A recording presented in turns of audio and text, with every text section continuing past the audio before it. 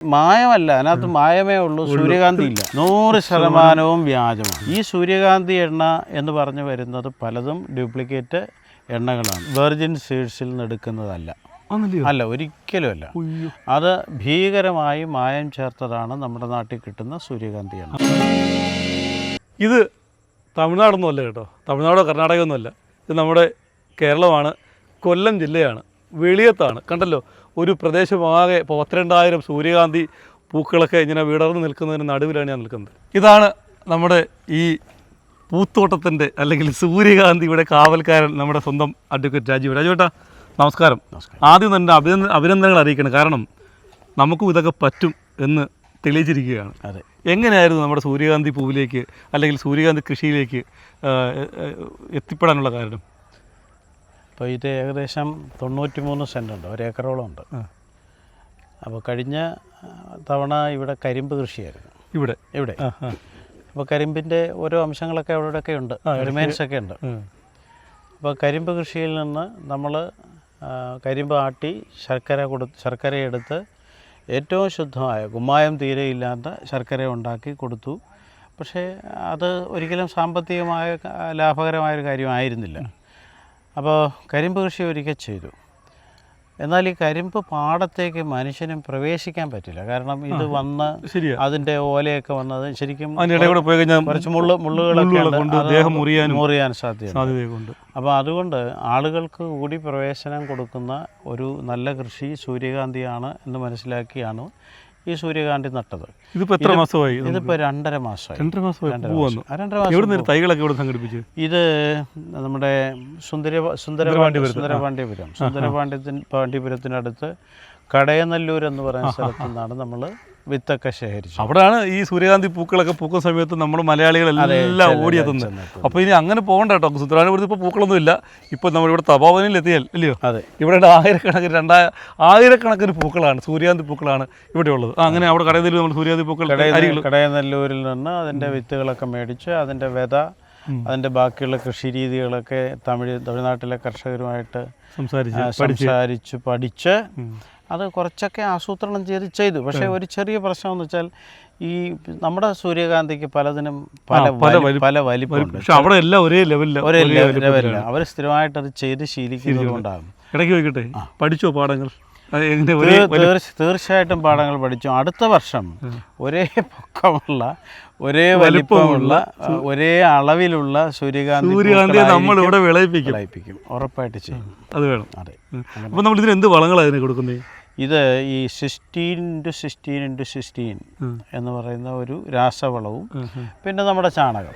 അത് ശരി, ചാണകമില്ലാത്ത കളിയില്ല. അടിസ്ഥാന വളം ചാണകം തന്നെയാണ്. അതാണ്. ഇപ്പോൾ ഏതൊക്കെ സമയത്താണ് അതിന് ഈ വളങ്ങൾ കൊടുക്കണ്ടേ? ഈ നടുന്ന സമയത്ത് നമ്മൾ ചാണകം ഇട്ടാണ് നട്ടത്. ചാണകം ഇട്ട് ഈ മണ്ണൊക്കെ ഒന്ന് ഒരുക്കി അതിനകത്ത് വിത്ത് 1 അടി അകലത്തിൽ കുത്തിവെക്കുകയായിരുന്നു. വിരൽ കൊണ്ട് കുത്തിയിട്ട്. അപ്പോൾ എത്ര, ഒരു വിത്തിടുവോ 2 വിത്തിടുവോ? നമ്മളവിടെ ഒരു വിത്താണ് ഇട്ടത്. അപ്പോൾ ആദ്യത്തെ കൃഷി എന്നുള്ള നിലയിൽ ഇതൊക്കെ പരീക്ഷണമാണ്. അപ്പോൾ അടുത്ത വർഷം ഇതിൻ്റെ ഗുണപാഠങ്ങൾ, ദോഷങ്ങളൊക്കെ നോക്കി കുറച്ചുകൂടെ നന്നായിട്ട് ചെയ്യാൻ പറ്റുമെന്ന് പ്രതീക്ഷിക്കുന്നു. പക്ഷേ ഇവിടെ ഇന്നിപ്പോൾ ഈ കാലാവസ്ഥ ഇങ്ങനെ നിൽക്കുന്നതുകൊണ്ടാണ്. ഇന്നലെയൊക്കെ വലിയ ആൾക്കൂട്ടമുണ്ട്. ചവിട്ടി നശിപ്പിച്ചിട്ടുണ്ട് കാര്യമായി. നമ്മുടെയൊക്കെ ആളുകൾക്ക് അങ്ങനെ പ്രശ്നമുണ്ട്. സുന്ദരമായിട്ട് വെറുതെ പോയാലും നമുക്ക് കാണാൻ പറ്റുന്നുണ്ട്. ഇതൊക്കെ വന്ന് കണ്ട് ആസ്വദിച്ച് പോകണം. ഇതൊക്കെ കൃഷി ചെയ്ത് ഇത്രയും വലുപ്പത്തിലാക്കി എടുക്കുമെന്ന് പറഞ്ഞാൽ ഒരു കർഷകനെ അല്ലെങ്കിൽ ഇത് ചെയ്യുന്ന ഒരാളെ സംബന്ധിച്ചിടത്ത് വലിയ ആയാസകരമായ ഒരു ദൗത്യമാണ്. ഇത് കാണാനെ കൊണ്ട് നമ്മളെ കാണിക്കാനെ കൊണ്ട് കാണിക്കുന്ന മനസ്സ് കാണാതെ പോകുമ്പോഴാണ് ഇതൊക്കെ ഒന്ന് പറിച്ചുകൊണ്ട് പോകാം, അല്ലെങ്കിൽ ഇടിച്ചിട്ടുണ്ട് ഇതിനകത്ത് അരി ഉണ്ടോ എന്ന് നോക്കുന്ന മണ്ടന്മാരുണ്ട്. അത് വിളയാത്തതിൻ്റെ. അപ്പോൾ അതൊന്നും പാടില്ല എന്നാണ് പറയാനുള്ളത്. അപ്പോൾ നല്ല തിരക്കൊക്കെ ആയിരുന്നു ഇവിടെ. നല്ല തിരക്കായിരുന്നു ഇന്നലെ വരെ. ഇന്നിപ്പോൾ ഈ മഴയുടെ ഒരു ശല്യം ഉള്ളത് കൊണ്ടാണെന്ന് തോന്നുന്നു കുറച്ച് ആൾ കുറവുള്ളത്. പിന്നെ ഇത് ചെയ്യുന്നത് അത്യാവശ്യം ശല്യം ചെയ്യുന്നത് കുഞ്ഞുങ്ങളാണ്. അവരെ നമ്മളെന്താ പറയാൻ പറ്റത്തില്ല. അവരുടെ കൗതുകം, അവരുടെ സന്തോഷം. അപ്പോൾ അത് നമ്മളും പെർമിറ്റ് ചെയ്യും, കുറച്ചൊക്കെ നശിച്ച് പോട്ടെ എന്ന്. കുട്ടികളല്ലയോ കുഞ്ഞുങ്ങളാണ്. അപ്പോൾ അതിലൊരു വല്ലാത്ത സന്തോഷമുണ്ട്. ഇടയ്ക്ക് ചോദിക്കട്ടെ, ഇത്രയും കൊടും വേനലിൽ പ്രത്യേകിച്ച് നമ്മുടെ കേരളത്തിലെ കാലാവസ്ഥയൊക്കെ മാറി ഭയങ്കര ചൂട്, ഈ ചൂട് സമയത്തൊക്കെ അവനെ എങ്ങനെ മെയിൻറ്റെയിൻ ചെയ്ത്? ഇതൊരു 4 ഡ്രിപ്പ് ഇവിടെ വെച്ചിട്ടുണ്ട്. ഈ പറയുന്നത് അതെ ഇത് ഡ്രിപ്പ് ഒരു 4 ഉണ്ട്. അപ്പോൾ അതുകൊണ്ട് തന്നെ ഏകദേശം യൂണിഫോമായിട്ട് എല്ലായിടത്തും വെള്ളം വീഴുന്നുണ്ട്. അപ്പോൾ അങ്ങനെ വരുന്നത് കൊണ്ട് വളർച്ച വലിയ ബുദ്ധിമുട്ടായില്ല. എന്തായാലും അടുത്ത വർഷം കുറെ കൂടെ സയന്റിഫിക് ആയിരിക്കും. അവരെ നമ്മളിപ്പോൾ ഇത് പണയൊന്നുമില്ല ചുമ്മാ ഇട്ടേക്കും, പക്ഷെ അവരോട് കണ്ടു കൃത്യമായിട്ട് പണയൊക്കെ കോരി എനിക്ക് തോന്നുന്നു ഒരു 4 അടിക്കുള്ളൊരു പണ നടക്കൂടെ ചെറിയ ചാല് പോലെ. അല്ല, പണ കോരാതെ സുന്ദരപാണ്ഡ്യപുരത്ത് ധാരാളം സ്ഥലങ്ങളുണ്ട്. ഉണ്ടല്ലേ? പക്ഷെ അതാകുമ്പോൾ ഇത് പണ കോരുമ്പോൾ ഗുണമെന്ന് പറഞ്ഞാൽ ഈ ഇടയ്ക്കൂടെ നമുക്ക് പോയി ആ വഴി കാണാനും അതെ അതെ ഒരു കാണാനും നിൽക്കാനും ഒക്കെ ഒരു സൗകര്യം കിട്ടും. എനിക്ക് തോന്നുന്നു അടുത്ത വർഷം നമുക്ക് ചെറിയ ഒരു 10 അടി സ്ക്വയർ പ്ലോട്ടുകളാക്കിയാൽ ആളുകൾക്ക് ഫോട്ടോ എടുക്കാനും നടക്കാനും വരാനും ഇരിക്കാനും ഒക്കെ ഉള്ള സൗകര്യം ഉണ്ടാവും. അപ്പോൾ ഈ വർഷത്തെ ഇതിൻ്റെ അനുഭവങ്ങളിൽ നിന്ന് അതിൻ്റെ ദോഷങ്ങൾ ഒഴിവാക്കി കൃത്യമായിട്ട് അടുത്ത വർഷം ഇതുണ്ടാവും, കുറച്ചുകൂടെ നേരത്തെ ഉണ്ടാവും. അല്ല, നമുക്ക് ഇത് തന്നെ വിത്തായിട്ട് എടുക്കാമല്ലോ. ഇനി ഈ വിത്ത് ഉപയോഗിച്ചാൽ എത്രമാത്രം അത് നടക്കുമെന്നുള്ളത് എനിക്ക് അറിഞ്ഞൂടാ. അതുകൊണ്ട് ഈ വിത്ത് ഉൽപ്പാദിപ്പിച്ച് വിത്തായിട്ട് ഉണക്കിയെടുത്ത് വിൽക്കുന്ന ഒരു കൃഷിക്കാരൻ എനിക്ക് കടയനല്ലൂരിലുണ്ട്. അയാളുമായിട്ട് നല്ല ബന്ധത്തിലാണ്. അപ്പോൾ പുതിയ വിത്തിട്ടേ പറ്റൂ. അതെ, പുതിയ വിത്തെടുക്കാമെന്ന് വിചാരിക്കും. ഇതിൻ്റെ വിത്തും ഒരു പരീക്ഷണം നോക്കാം നമുക്ക്. ഇത് പക്ഷേ ഇത് ആളുകൾക്ക് ഇപ്പോൾ ഈ സൂര്യകാന്തിയുടെ വിത്ത്, മത്തൻ്റെ വിത്ത് ഇതൊക്കെ എഡിബിളാണ്, ഈ കഴിക്കാവുന്ന സാധനമാണ്. അപ്പോൾ അത് വെച്ച് എന്തെങ്കിലും പരീക്ഷണങ്ങൾ നടത്താൻ പറ്റുമോ എന്നുള്ളത് അത് വേണം. പ്രത്യേകിച്ച് ഈ സീഡൊക്കെ എനിക്ക് തോന്നി വിദേശത്ത് കൂടുതലും ആളുകൾ, ഈ അറബ് രാജ്യങ്ങളിൽ കൂടുതൽ ആളുകൾ ഇത് കഴിക്കുന്നുണ്ട്. നമ്മളവിടെ ചെല്ലുമ്പോൾ നമ്മളും കുറച്ചൊക്കെ വാങ്ങിച്ച് സമയം പോകാൻ വേണ്ടി ഏറ്റവും ബെസ്റ്റ് സാധനമാണ്. അകത്ത് ചെല്ലുമ്പോൾ പേപ്പറിൻ്റെ കരുതി ഒരു കുഞ്ഞു പാട പോലെ കാണും. ആ ഒരു ഉപ്പൊക്കെ ഇട്ടത് സെറ്റ് ചെയ്ത് എടുക്കുമ്പോഴത്തേക്ക് വറുത്തൊക്കെ എടുക്കുമ്പോഴത്തേക്കും കഴിക്കാൻ വേറൊരു. അല്ല, ഇതിൻ്റെ വിത്തിനകത്ത് ഏതൊക്കെയോ ആരോഗ്യവത്തായ സംഗതികൾ ഉണ്ടെന്നാണ് വാർത്ത. അതിനെക്കുറിച്ചൊന്നും മനസ്സിലാക്കി തുടങ്ങിയിട്ടില്ല. ഇതിനെക്കുറിച്ച് സ്റ്റഡി കൂടെ ചെയ്താൽ കൃത്യമായിട്ട് നമുക്ക് പറയാം. നമുക്ക് ഇതിൻ്റെ ഒരു വെല്ലുവിളി എന്തെങ്കിലും ഉണ്ടായിരുന്നു? ഒരു സൂര്യകാന്തി പാടം നമ്മുടെ നാട്ടിൽ ഉണ്ടാക്കുക, സൂര്യകാന്തി പൂക്കൾ ഇവിടെ വിളയിപ്പിക്കുക, ഇവിടെ വിരിയിപ്പിക്കുക, ആളുകളെ കാണിക്കുക എന്നതൊരു ചലഞ്ചായിരുന്നു. പക്ഷേ അത് എത്രത്തോളം നമ്മൾ ഈ തുടങ്ങുമ്പോൾ എത്രത്തോളം ഒരു വലിയൊരു വെല്ലുവിളിയായിരുന്നു? അത് ശരിക്കും ആളുകളുടെ ഭാഗത്തുനിന്ന് വലിയൊരു വെല്ലുവിളികളൊന്നുമില്ല. അല്ല, നമുക്ക് ചേട്ടൻ ചെയ്യാൻ വേണ്ടി നമുക്ക് ഇല്ല, എനിക്കതിനകത്ത് അത്തരത്തിൽ കൃഷി ചെയ്യുന്നതിന്, അതായത് പ്ലാന്റ് ചെയ്യുന്നതിന് വേറെ ബുദ്ധിമുട്ടുകൾ നമ്മൾ ആസ്വദിച്ചായിരുന്നു. പിന്നെ ഇത് എങ്ങനെ ആയിത്തീരുമെന്നുള്ള ആശങ്ക ഉണ്ടായിരുന്നു. ആദ്യമായിട്ടായതുകൊണ്ട് ഇതെല്ലാം യൂണിഫോമായിട്ട് വരുമോ, അല്ലെ പല റേഞ്ചിലാകുമോ എന്നൊക്കെയുള്ള ആശങ്ക ഉണ്ടായിരുന്നു. ഇപ്പോൾ ഈ അനുഭവങ്ങളിൽ നിന്ന് കുറച്ചുകൂടി നന്നായിട്ട് ചെയ്യാവുന്ന ഒരവസ്ഥ എനിക്ക് മനസ്സിലാവുന്നുണ്ട്. നമ്മുടെ നാട്ടിലും ഇതൊക്കെ പറ്റും.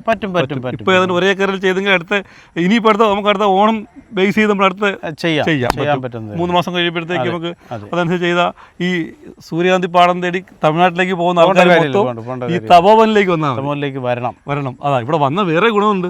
നമുക്ക് കുട്ടികളുമൊത്ത് ആസ്വദിക്കാനും നീന്തൽ അറിയാവുന്നവർക്ക് നീന്താനും കളിക്കാനും ഒക്കെ ഉള്ള എല്ലാ സംവിധാനങ്ങളും എല്ലാ സൗകര്യങ്ങളും. പിന്നെ ഒരുപക്ഷെ നമ്മുടെ ഈ കൊല്ലം ജില്ലയിലെ ഏറ്റവും വലിയ ഇത് നമ്മുടെ കേരളത്തിലെ ശാസ്ത്രീയ പ്ലാവിൻ തോട്ടം. അത് തന്നെ കേരളത്തിലെ ആദ്യത്തെ ശാസ്ത്രീയ പ്ലാവിൻ തോട്ടം. അതിനുശേഷം ഒരുപാട്, ഞാനാണ് ആദ്യം ചെയ്തത്. അതിനുശേഷം കുറേ പേര് വന്നിട്ട് തുടങ്ങിയിട്ടുണ്ട്. ഇവിടെ വന്ന് എൻ്റെ അഡ്വൈസ് സ്വീകരിച്ച് ഒരുപാട് പേര് പോയി. 7 ഏക്കറിനകത്തുണ്ടോ?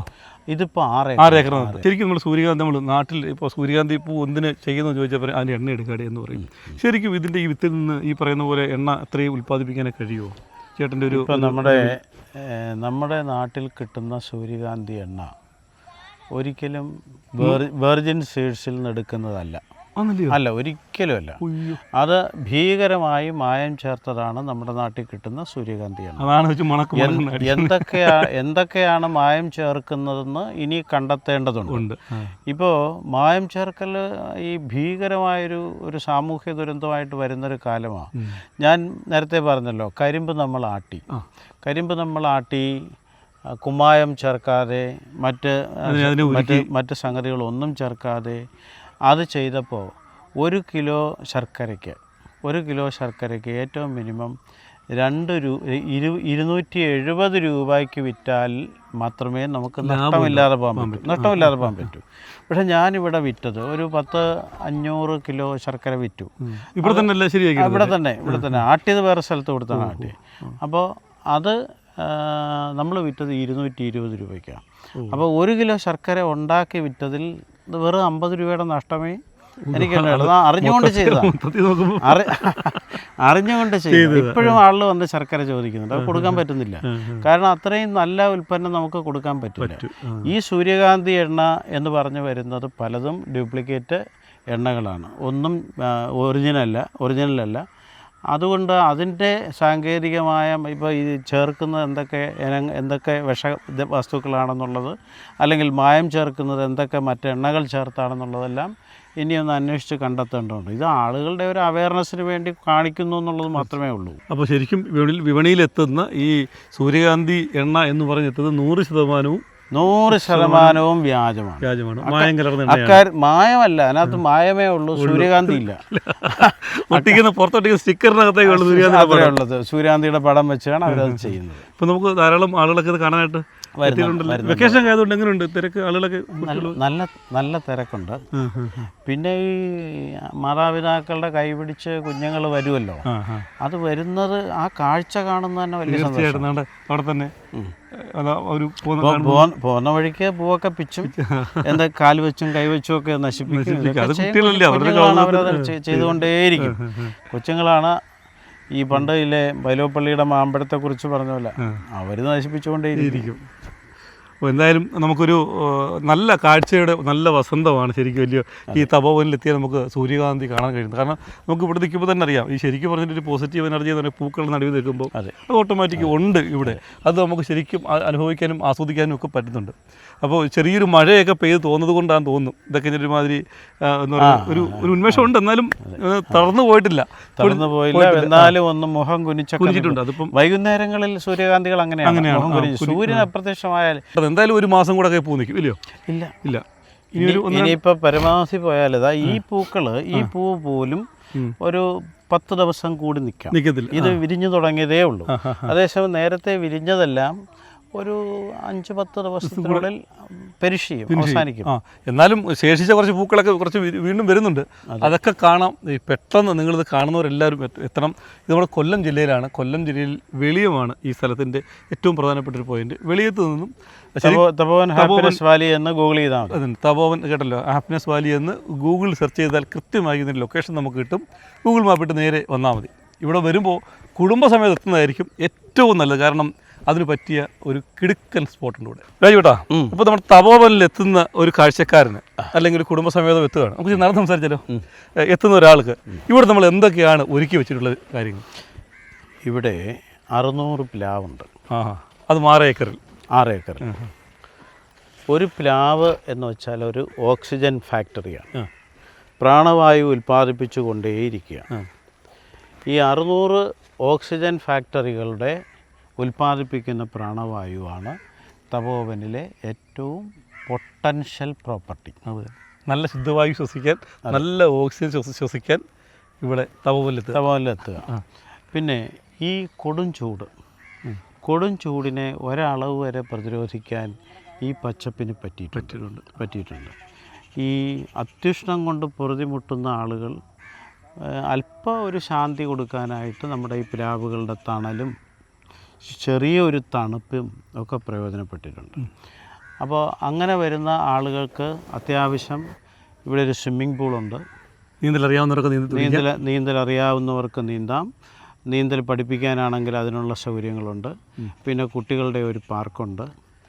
പിന്നീട് ഈ പ്ലാവിൻ തോട്ടത്തിനുള്ളിൽ ഉദ്ദേശം ഒരു 2 കിലോമീറ്ററോളം ദൂരം നടക്കാനുള്ള ഒരു വിസിറ്റേഴ്സ് വാക്ക് വേ ഉണ്ട്. പിന്നെ നമുക്കിവിടെ കുതിരസവാരി ചെയ്തിരുന്നു. ഇപ്പോൾ കുതിര പ്രഗ്നൻ്റാണ്, ഗർഭിണിയാണ്. നമുക്കൊരു കുഞ്ഞാവെ കിട്ടും ഇവിടെ, അത് ഉറപ്പായിട്ട് കിട്ടും. അപ്പോൾ ആ കുതിര സവാരി തൽക്കാലം നിർത്തി വച്ചിരിക്കുകയാണ്.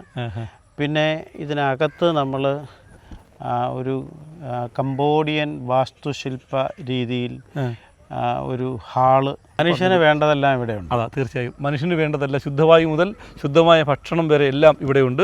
അവിടെയാണ് നമ്മുടെ ഈ കാണുന്ന സൂര്യകാന്തി പൂക്കളൊക്കെ തറ ഉയർത്തി ഇപ്പോൾ ഇതിനെ വിരിഞ്ഞു നിൽക്കുന്നത്.